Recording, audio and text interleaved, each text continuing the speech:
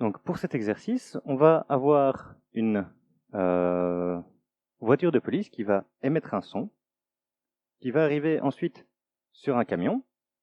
Donc ce camion va résonner, donc renvoyer le son vers notre voiture de police initiale. Donc c'est un exercice sur l'effet Doppler parce que dans la pratique, ma voiture et mon camion sont en train de se déplacer et donc le son va faire un aller et un retour et vous savez que quand il y a une voiture de police qui passe devant vous, eh bien ça va oui oui oui oui oui oui oui oui parce que initialement la voiture s'approche, donc la fréquence est plus élevée, ensuite elle s'éloigne, la fréquence est plus basse. On va voir tout ça dans cet exercice qui parle de l'effet Doppler. Et donc, comme moi, personnellement, je suis incapable de retenir par cœur cette formule, mais je la redémontre à chaque fois, eh bien, je vais la redémontrer avec vous ici rapidement. Donc, le principe du son, c'est que le son se propage à la vitesse du son dans l'air. C'est-à-dire que si on n'est pas à la même vitesse que l'air qui nous entoure, eh bien, le son ne se propage pas à la vitesse du son. C'est que dans l'air que le son se propage à la vitesse du son. Et donc, si moi je me déplace, eh bien, ce ne sera pas le cas. Donc, comme je ne suis pas dans le milieu de propagation du son, eh bien, la longueur d'onde du son qui est envoyé, pour moi, c'est pas vraiment ça qui définit le son, c'est uniquement la fréquence que je reçois. Donc, la longueur d'onde ne peut être définie que dans l'air. Et donc, grâce à ce petit effet, on va reprendre la fonction qui nous permet de relier la vitesse, la longueur d'onde et la fréquence. Et en manipulant ces équations rapidement, eh bien, on va pouvoir retrouver la formule de l'effet Doppler. L'ensemble des formules, parce qu'il y a des histoires de signes qui apparaissent un peu partout. C'est ça que je n'arrive jamais à retenir. Mais je les retrouve à chaque fois. Donc, on va prendre un premier cas. On va avoir notre source qui est en mouvement et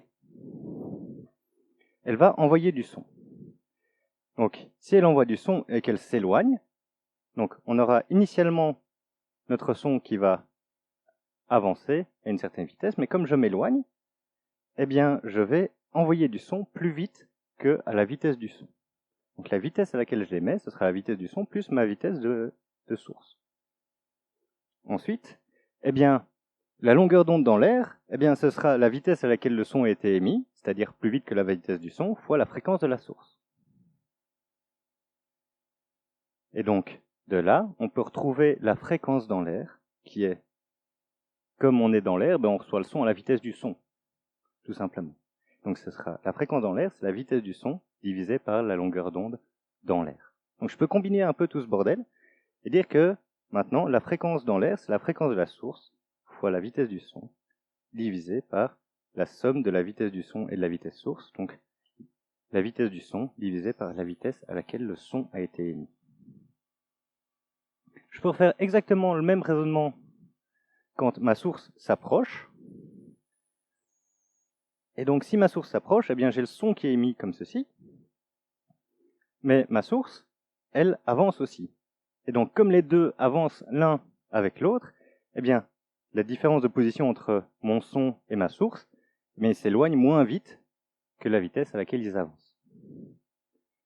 Et donc, de cette façon-là, la vitesse qui est émise, c'est la vitesse du son moins la vitesse de la source. Le même raisonnement tient toujours. La longueur d'onde dans l'air, c'est la vitesse à laquelle le son est émis divisée par la fréquence de la source, comme sur la partie précédente. Et donc, la fréquence dans l'air, on la reçoit à la vitesse du son, donc ce sera la vitesse du son divisée par la longueur d'onde dans l'air. A priori, nous qui sommes dans l'air, nous ne pouvons pas savoir c'est quoi la vitesse de la source. C'est pour ça. Donc, on retrouve la formule générale. On peut recombiner, bien sûr, ces deux équations, avec un plus quand la source s'éloigne et un moins quand la source s'approche. Maintenant, on peut avoir exactement le même raisonnement, mais ce n'est plus la source qui émet du son qui est en mouvement, mais le son arrive sur un observateur qui, lui, va être en mouvement. Donc, notre observateur, il va recevoir du son, mais comme il s'éloigne, eh bien, il va avancer comme ça, et il va recevoir le son moins vite qu'à la vitesse du son. Et donc, la fréquence que l'observateur va recevoir, il va le recevoir à la vitesse à laquelle il la reçoit, divisé par la longueur d'onde dans l'air. C'est-à-dire que, comme je vous ai dit, la vitesse à laquelle il le reçoit est plus faible. Cette vitesse, ce sera la vitesse du son moins sa vitesse à lui.